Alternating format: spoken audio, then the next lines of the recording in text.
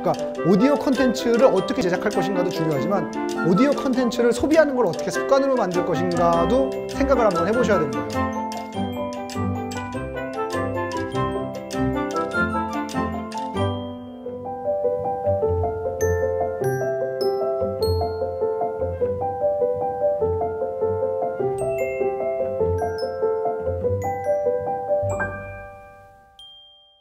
오디오 콘텐츠라는 거는 사실 이렇게 그런 구분이 콘텐츠에 있어서는 무의미하다고 저는 생각은 해요.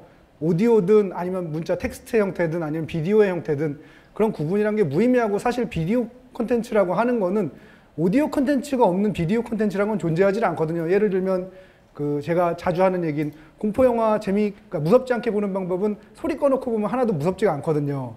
그러니까 기본적으로 비디오 콘텐츠는 오디오를 포함하고 있다는 전제하에 되는 거라서 그런 구분이 무의미하다고는 생각됩니다만, 그래도 일단 제가 제작하고 있고 지금 하고 있는 것들이 비디오 콘텐츠라기보다는 오디오 콘텐츠고, 그 다음에 뭐 제가 웹툰 제작을 따로 하고 있긴 하지만 그것조차도 사실 텍스트 콘텐츠이기 때문에 비디오 콘텐츠는 아니라서 그런 걸 구분하는 의미에서 오늘 이제 오디오 콘텐츠를 주제로 잡아봤습니다. 오디오 콘텐츠라고 하는 건 소리가 들어갔다. 근데 소리가 들어갔는데 의미가 무언가 전달이 된다는 모든 거를 오디오 콘텐츠라고 생각하시면 됩니다. 콘텐츠라는 거는 그게 1명이 됐건 100명이 됐건 누군가의 관심을 끌 수 있어야만 콘텐츠거든요. 근데 너무 이제 뭐 인터넷 이후에, 그전에는 안 그랬습니다만 인터넷이 이제 활성화되고 이러면서 매체가 굉장히 많이 늘어났잖아요. 더 이상 이제 정보가 없는 게 아니라 정보를 선별하는 게 어려운 과정이 돼버렸잖아요. 매체가 너무 많은 거예요. 그래서 관심이라는 거를 쏟을 수 있는 게 되게 한정돼 있어요. 그러다 보니까 사실은 미디어 기업들이 지금 대부분 사양산업이라고 말들을 하거든요. 근데 여기서 오디오 콘텐츠의 강점이 사실은 저는 나온다고 생각을 해요. 오디오 콘텐츠라는 건 기본적으로 서브미디어예요. 서브미디어라는 건 무슨 소리냐면은, 그러니까 다른 웬만한 걸 하면서 모든 오디오 콘텐츠를 소비할 수가 있어요. 예를 들면 출근길에 걸어가면서, 운동하면서, 운전하면서. 그렇기 때문에 오디오 콘텐츠라는 건 지금 현재로서 가능성이 지금보다 훨씬 많이 있대요. 무슨 오디오 콘텐츠가 비디오 콘텐츠를 누르고 다 지배할 거다 이게 아니고, 서브 미디어이기 때문에 미디어를 소비할 수 있는 시간이 아직 사람들한테 많이 남아있다는 거죠. 그래서 오디오 콘텐츠가 이게 이제 첫 번째 특징이고요. 두 번째 특징이라고 그러면 냄새가 가지는 특징이 있어요. 냄새가 가지는 특징은 뭐냐면 기억을 굉장히 빨리 불러일으킵니다. 예를 들면 지나가다가 향수를 맡았는데 그 향수 냄새가 옛날에 여자친구가 쓰던 거야. 그럼 옛날 여자친구 생각도 나고 옛날에 여자친구랑 갔던 곳도 생각나고 뭐 이런저런 일들이 생각이 나잖아요. 후각이라는 건 기본적으로 굉장히 사람들의 기억을 빨리 불러일으켜요. 그리고 시각이라는 거는 민감도가 높죠. 딱 보는 순간 알게 되기 때문에 이해도가 높고 민감도가 높습니다. 청각은 어떤 장점이냐면 정서적으로 굉장히 가까워져요. 그러니까 정서적인 민감도가 제일 높은 그 감각이 이제 청각인데, 오디오 콘텐츠는 그 점에서 탁월화된 거죠. 무슨 소리냐면, 예를 들면 자, 라디오를 안 들어보신 분들은 없을 테니까 라디오 DJ에게 우리가 느끼는 친근감과 TV의 MC에게 우리가 느끼는 친근감을 한번 생각해 보세요. 그러니까 오디오 매체라는 거는 시각이 없기 때문에 굉장히 가까운 곳에서 소비될 수밖에 없어서 정서적 민감도가 되게 높아요. 그리고 사실은 주목도가 제일 높은 것도 오디오일 수밖에 없는 거죠. 예를 들면 저기서 큰 소리가 나요. 빵! 쳐다보게 되잖아요. 그러니까 이런 식으로 사람의 감정에 직접 가서 닿는 거는 오디오 매체거든요. 정서적 민감도가 가장 높다는 게 오디오 매체의 두 번째 특징입니다. 그렇기 때문에 오디오 매체가 현재로서는 서브미디어일 수밖에 없고 앞으로도 그렇게 될 수밖에 없을 거예요. 하지만 소비 시간을 늘릴 수 있다는 점에서 오디오 매체의 가장 가능성이 높다고 볼 수 있습니다. 무슨 소리냐면 매체라는 거는, 매체의 소비라는 거는 습관이거든요.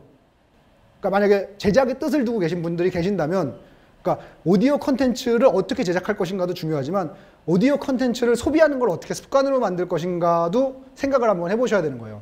지금 가장 대표적인 이제 오디오 콘텐츠라고 하면 아까도 말씀하셨다시피 라디오거든요. 그러면 라디오는 현재 왜 위기를 맞게 됐냐? 라디오가 위기잖아요. 제가 처음에 회사를 들어왔을 때 10년 내로 라디오 없어진다는 얘기를 많이 들었어요. 그거의 가장 근본적인 원인은 저는 라이프 스타일이 바뀌어서 그렇다고 생각해요. 매체 소비의 습관이 바뀌었어요. 말씀드렸지만 컨텐츠나 미디어의 소비는 습관이거든요. 잘 생각해보시면 알 거예요. 새로운 컨텐츠나 미디어가 등장했다고 해서 선뜻 소비하게 되는 사람 많지 않아요. 그런 사람들 이제 우리가 얼리 어댑터라고 부르는데 보통 안 그래요.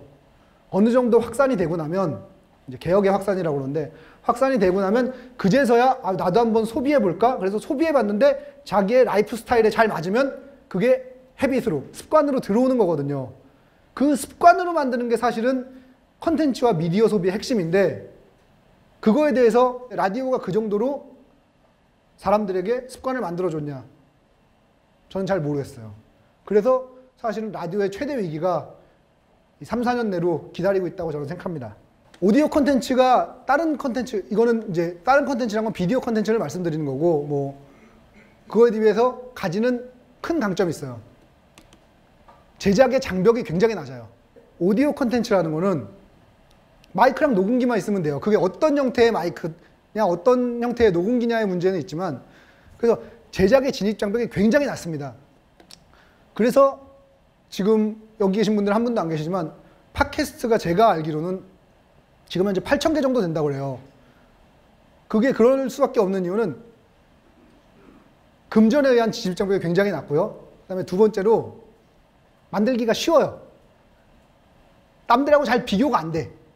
무슨 얘기냐면, 자, 웹툰하고 비교해 봅시다. 그림을 그려요. 그럼 그림은 보는 순간 알아. 아, 얘는 잘 그리고 얘는 못 그린다를 알아요. 영화를 찍어요. 잘 찍는 애랑 못 찍는 애랑 차이가 크게 납니다. 근데 오디오 콘텐츠는 눈에 띄게 차이가 나는 거 아니에요. 물론 듣다 보면 잘 만드는 사람하고 못 만드는 사람하고 차이가 나죠. 하지만 당장 나도 만들 수 있을 것 같은 느낌이 든다는 거죠. 그래서 그런 심리적 진입장벽과 현실적 진입장벽이 굉장히 낮기 때문에 팟캐스트가 이제 나는 꼼수다 이후에 팟캐스트가 등장한 이후에 굉장히, 그러니까 소비자가 늘어나는 거에 비해서 생산자가 굉장히 많이 늘어나요. 이런 매체가 사실은 별로 없었거든요. 보통의 매체나 미디어 컨텐츠라는 거는 소비자의 숫자가 늘어나는 게 생산자의 숫자가 늘어나는 것보다 훨씬 많아야 돼요. 비교도 안 되게. 누군가가 이 장점을 극대화할 수 있다고 그러면은 오디오 콘텐츠가 지금하고 좀 다른 길을 걷게 될 수도 있지 않을까. 미디어가 두 개로 나뉘는 거죠. 굉장히 좁은 사람들을 상대로 하는 특화된 콘텐츠. 그러니까 그것 때문에 저는 사실 요새 고민을 하고 있는 게 어떻게 하면 유료 콘텐츠를 오디오 콘텐츠로 만들어낼 수 있을까에 대한 고민을 하고 있어요. 그게 뭐 가능하다 아니다를 떠나서 어떻게 하면 오디오 콘텐츠가 유료 콘텐츠가 될 수 있을까. 유료 시장, 무료 시장 이런 식으로 해서 시장이 두 개로 나뉘면서 앞으로는 디지털 전환을 하면서 이제 수신기가 충분히 보급이 되면 그런 두 가지 시장으로 성립을 하게 되지 않을까 싶고요. 오디오 콘텐츠에 뜻을 두신 분은 지금 한 분도 안 계신 것 같으니까 그냥 기본적으로 콘텐츠를 만들어내는 사람으로서 제 마음가짐에 대해서 말씀을 드리고 싶어요. 제일 중요한 마음가짐. 내가 콘텐츠를 제작한다. 제일 중요한 마음가짐이 뭘까요? 네? 대중성. 대중성 중요하죠. 또 뭐가 있을까요? 네? 꾸준함. 꾸준함이 중요합니다. 지금 꾸준함이라고 말씀하셨는데 저는 조금 바꿔서 말씀드리고 싶어요. 내가 그 일을 계속할 수 있는 동기가 필요해요. 그게 돈이 돼도 좋고요.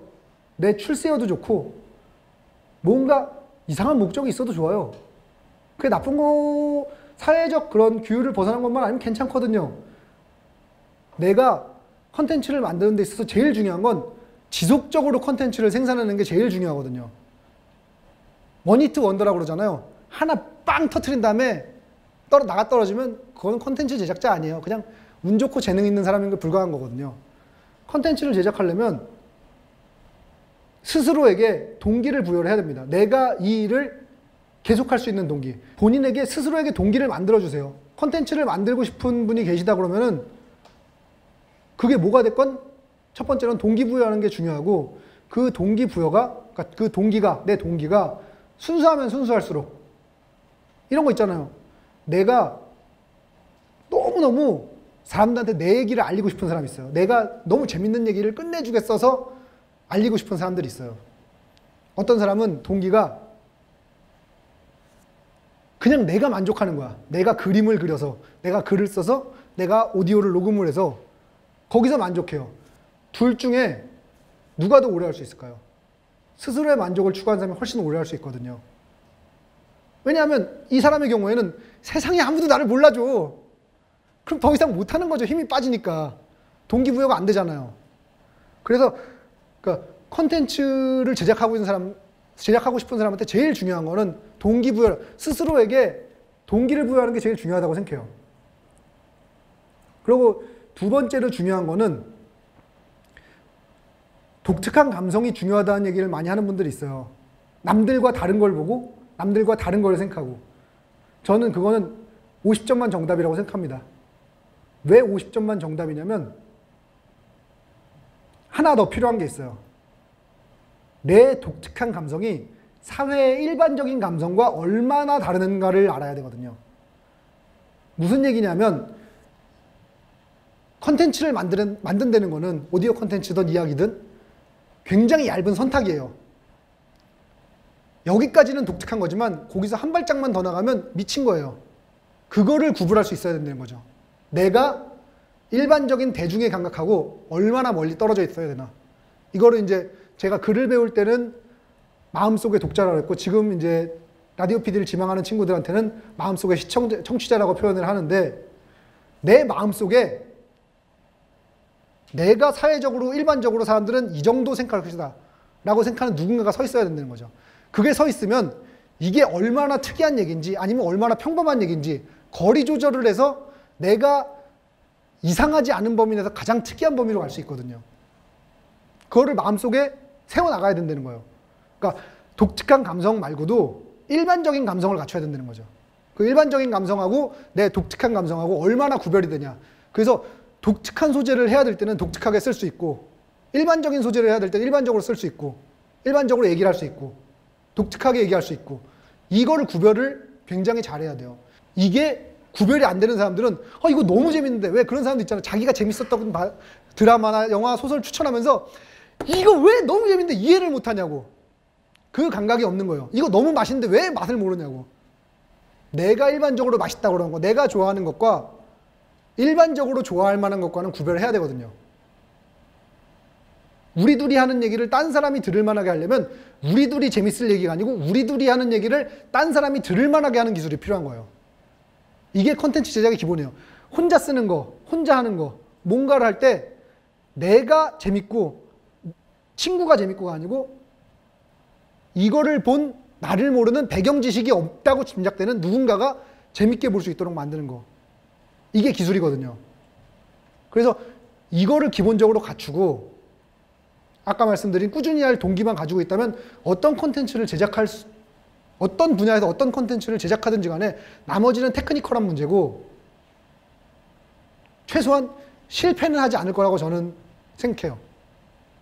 성공은 못할 수도 있죠. 그거는 어느 정도를 벗어나면 그때부터는 재능의 영역이기 때문에 성공은 못할 수도 있지만 이 감각을 갖춘 사람이 꾸준히 뭔가를 만들어낼 수 있다 그러면 그 사람은 최소한 그 일을 해서 지속적으로 뭔가 시장 자체가 무너지지 않는다는 전제하에 밥벌이가 가능하게 되지 않을까. 그래서 컨텐츠 제작자가 갖춰야 되는 건 이 두 가지가 아닌가. 그렇게 정리를 해보고 싶습니다. 긴 시간 동안 재미없는 얘기 듣느라 고생 많이 하셨어요. 전부 다 아주 오랜 친구처럼